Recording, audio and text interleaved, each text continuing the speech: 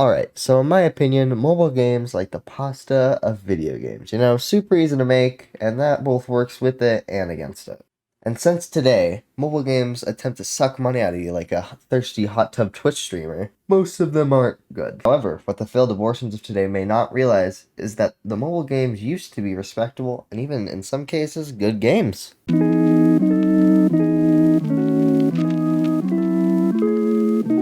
I can genuinely only think of one modern mobile game developer that I somewhat respect, and that's... Wait a fucking minute.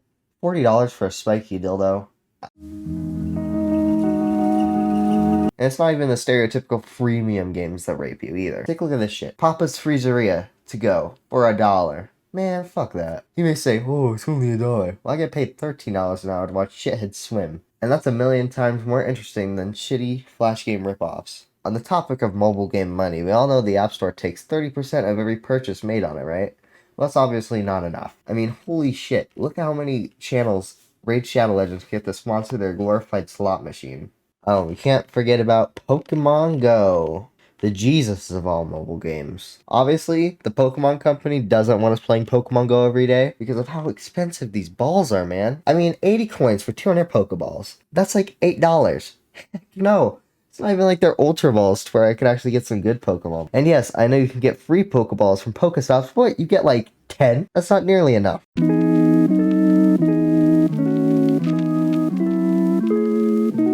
Okay, I'm not here to discourage any aspiring programmers, but oh my god, you guys are fucking losers. Look at this shit game. The game.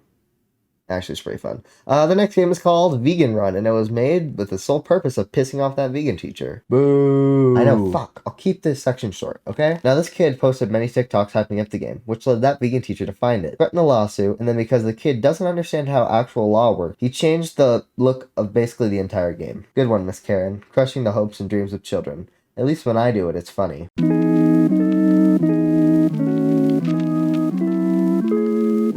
The only good mobile games out there are obviously the originals. For all you fetuses out there, I'm gonna explain exactly what made all of these games so amazing. Plants vs. Zombies, wait. No, not that EA garbage. This is Plants vs. Zombies. Essentially what you do in Plants vs. Zombies is you wake up to find out almost everyone is a zombie. However, your neighbor, in an attempt to make an organic fleshlight, made plants that just so happen to counter the zombies perfectly. And now it's your job to plant these failed abortions on your lawn to protect yourself from the zombies. Now the fun really starts when you realize every plant does something different. For example, the walnut is a living sacrifice. The potato mine is a living bomb.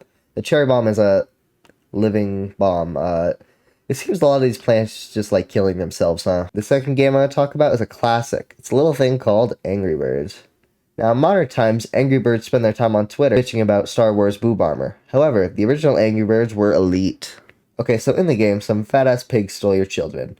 And the obvious only way to get them back is by hurling yourself out of a slingshot straight at them 9/11 style. Besides what sounds like a ridiculous concept, it's actually very fun in practice. For example, this word blows itself up. Next we're going to be focusing on Temple Run. While today this game will be cancelled for cultural appropriation, back then it was a tiny amount of happiness I still had in my life. In this game, you run away from these monkey bastards. Wait, fuck, I didn't mean it like that.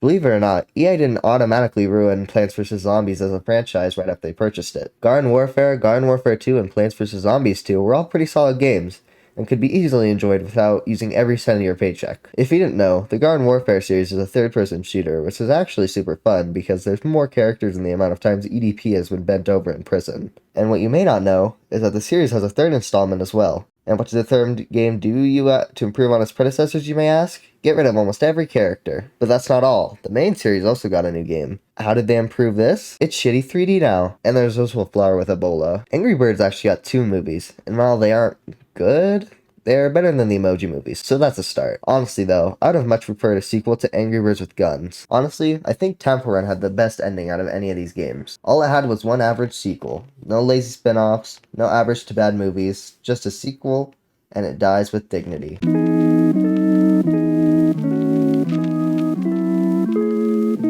If this video has a moral, it's to just let things die. No matter how beloved a franchise is, too much always ends in disaster. Or rape.